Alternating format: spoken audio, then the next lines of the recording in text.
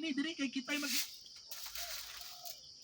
Good morning, good morning, good morning, good morning. Happy Sunday sa tanan mga ma'am sir. Salamat sa inyong tanan no. Hallelujah. So mangandam ta karon mga katiil kay ato ang simbaho na pud ang ato ang buhi nga Dios no. Tungod kay importante gud nga mosimba og moalagad ta kanunay sa atong buhi na Dios tungod kay wala ta kabalo kung kano sa ata mawala aning kalibutan na. Tinuod nagantos man ta diri sa balatian, tinuod nakasinati matag mga pagsulay, tinuod nakasinati matag kalisdanan diri sa kalibutan apan dili mo hinungdan, dili mo hinungdan nga undang, dili mo hinungdan nga dili ta mo simba, dili ta mo daig diya sa tungboy na Dios.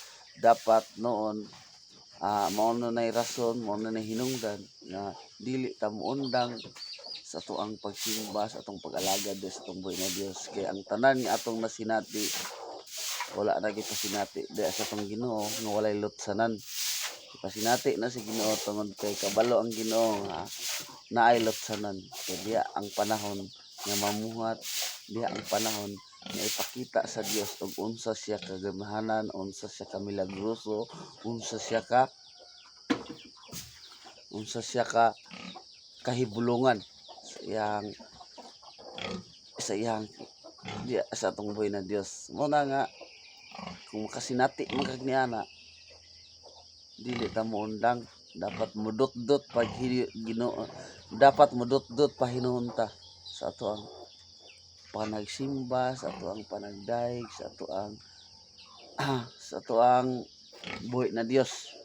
Muna no kay namoy uban kasagaran sa uban makasinati ilang problema, makasinati ilang kalaay, dili na mo simba no, dili na mo simba na luya pa sa tanang luya. Pero para sa kuha dili na mo ay rason nga muundang ta, mas na ay rason nga mulahutay ta sa tuang matag usan nga kinabuhi. Ana lang. God bless. Ampo abante padayon ra gyapon ta. Taliwala sa tong kasinatian.